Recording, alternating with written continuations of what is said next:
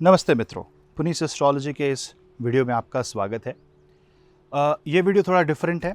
इसमें बात करेंगे 64वें नवांश के बारे में। ये 64वां नवांश होता क्या है? थोड़ा पहले आपको बेसिक मैथमेटिक्स गणित समझाता हूँ। मानिए एक व्यक्ति है जिसका जन्म मेष लग्न में हुआ है। मेष लग्न का जन्म है, इस बात को ध्यान रखिएगा। उसके लग्न की जो डिग्री है वो 2.5 डिग्री है, यानी उसका जन्म 2 डिग्री या 2 डिग्री 30 मिनट, मतलब 3 डिग्री के भीतर उसका जन्म हुआ है। अब हम सबको पता है कि हर राशि में नक्षत्र स्थापित होते हैं। हर नक्षत्र को 4 भागों में बांटा गया है, वो 4 हमारे पद हैं।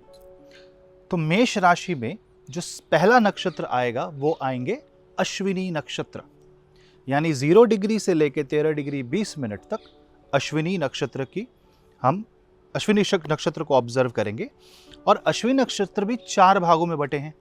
हर भाग 3 डिग्री 20 मिनट का है, यानी अगर हम 30 डिग्री को 3 डिग्री 20 मिनट करके 9 भागों में बांटें तो हर एक भाग एक नक्षत्र पद को ले लेगा। यानी बेसिक मैथमेटिक्स है। एक ज़ोडिएक साइन 30 डिग्री का, उसमें 9 ऐसे भाग, इसीलिए इसको नवांश कहते हैं, क्योंकि एक राशि में 9 ऐसे भाग आते हैं और हर एक भाग को एक नवांश कहते हैं, यानी उसमें एक ज़ोडिएक साइन असाइंड होता है। अभी मेष लग्न में जो पहला नक्षत्र है उसका जो पहला सर्वप्रथम नवांश है वो भी मेष ही होगा, यानी मेष लग्न में पहला नवांश मेष का। इतना समझ में है? अब कितने नवांश हैं? आप समझो कि एक कुंडली में 27 नक्षत्र, हर नक्षत्र को 4 भागों में बांटो तो टोटल कितने भाग मिलेंगे? 27 इंटू 4 यानी कि 108। और 108 सूक्ष्म भाग में बांटते बांटते ये पूरे 360 डिग्री को डिवाइड करता है। इसीलिए हर एक पद को हम एक नवांश से जोड़ते हैं। इतना आपको ठीक लगा? अब आप देखो कि आउट ऑफ 108 द 64th नवांशा, इसको हम कैलकुलेट करें कि वो कौन सी राशि असाइंड है। 64th नवांश कहने का मतलब ये होता है कि उस नवांश में कौन सी राशि असाइंड है, उसकी डिग्री क्या है और वो कैसे आएगा। अब देखिए कि अगर पहला भाव मेष लग्न 9 नवांशा, दूसरे भाव में फिर से एक दूसरी राशि वृषभ राशि, फिर से 9 नवांशा। ऐसे करके जब तक हम सप्तम स्थान के अंतिम डिग्री तक पहुंचेंगे तो कितने नवांश हो जाएंगे? देखिए 7 भाव हैं और आपके 9 उसमें भाग, 7 राशि, मेष से लिब्रा तुलार, तो 7 इंटू 9 63। यानी जब आप सप्तम भाव के अंतिम डिग्री तक पहुंचते हो तो आप 63 यानी नवांश कवर कर चुके हो। तो अब आप अगले चरण में अष्टम भाव में प्रवेश कर रहे हो और जैसे ही आप अष्टम भाव में प्रवेश करोगे आपको क्या मिलेगा? 64th नवांशा, 64वां पद।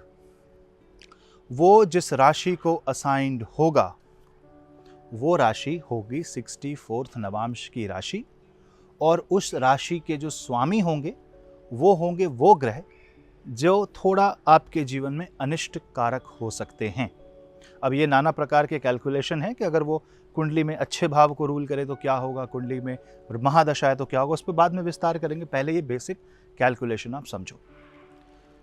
अब आप कैसे समझोगे कि आपकी कुंडली में 64th नवांश और उसका राशि स्वामी कौन है? उसके लिए आपको अपनी नवमांश कुंडली में जाना है। नवमांश कुंडली के चौथे भाव को देखना है। मानिए आपकी नवमांश कुंडली का लगन कन्या है तो उसका चौथा भाव क्या होगा? धनु। तो धनु राशि आपका 64th नवमांश हो जाएगा और धनु के स्वामी बृहस्पति जुपिटर आपके लिए छिद्र ग्रह का कारक बन जाएंगे, मतलब one of the potential planet that में कॉज हार्म टू यू। आपके जीवन में उनकी दशा महादशा, उनकी बुरी स्थिति या उसके ऊपर से कोई शनि राहु केतु या कुमंगल की दृष्टि पड़े या वो गोचर करे तो वहाँ से कुछ अनिष्ट हो सकता है। अब डरने की कोई बात नहीं है, ये सब पॉइंटर्स हैं जो अलग अलग आयु में, अलग अलग महादशा में, अलग अलग प्रभाव में एक अपना असर दिखाते हैं। लेकिन इससे हम थोड़ा सा मैलेफिक रिजल्ट्स को देखते हैं। कई बार एक्सीडेंट, मृत्यु तक देखी जाती है, लेकिन मृत्यु तो देखिए लिखी होती है, वो ऐसे नहीं है कि 64 नवांश में कुछ आया तो मृत्यु ही हो जाएगी, लेकिन हाँ कुछ अनिष्ट हो सकता है जीवन, क्योंकि 8th हाउस का मतलब होता है कि हम देखते हैं कि 8th हाउस होता है लॉन्जिविटी, आयु, और किसी भी चीज़ को डिस्ट्रॉय करके रिक्रिएट करना, वो ये नवांश हमको दिखाता है। तो जैसा ग्रह आपके 64th नवांश को रूल करेगा, आपको उस ग्रह की पूजा अवश्य करनी चाहिए, और साथ ही साथ वो ग्रह आपसे रुष्ट ना हो, इसका भी ध्यान रखें। तो क्या देखना है, जो ग्रह आपके नवमांश कुंडली के चौथे भाव को रूल करता है वो लग्न से 64वां नवांश हो गया। उसी प्रकार से नवमांश कुंडली में, मेन कुंडली नहीं, D9 चार्ट, नवमांश कुंडली में चंद्र से चौथा जो भाव होगा वो आपके लिए 64th नवमांश फ्रॉम द मून हो जाएगा, और वो ग्रह आपकी मानसिक स्थिति के लिए अति आवश्यक है। कई बार लोग कहते हैं कि सर मेरी लग्न यानी कि कुंडली तो बहुत अच्छी है और पैसे भी, धन भी हैं, लेकिन मानसिक स्थिति अच्छी नहीं है, कितना भी पालो खुश नहीं है।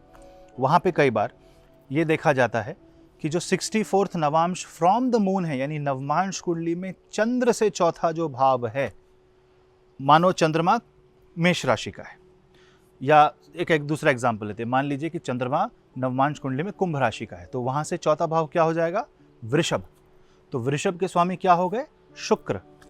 शुक्र हो गए आपके चंद्रमा से चौथे नवमांश के स्वामी, यानी शुक्र आपके लिए एक नेगेटिव ग्रह हो जाएंगे मेंटल स्टेट के लिए। तो कई बार देखा जाता है कि नवमांश में जो चंद्रमा से चौथा जो ग्रह है उसकी स्थिति अगर कुंडली में काफ़ी खराब हो जाए, गोचर में खराब हो जाए, तो मानसिक अवसाद प्रताड़ना देता है। कई बार ये 7.5 से भी ज़्यादा नेगेटिव असर दिखा सकता है, बिकॉज यहाँ पे व्यक्ति 8th हाउस की एनर्जी को एब्जॉर्ब करता है और वो कई बार विचलित कर सकती है।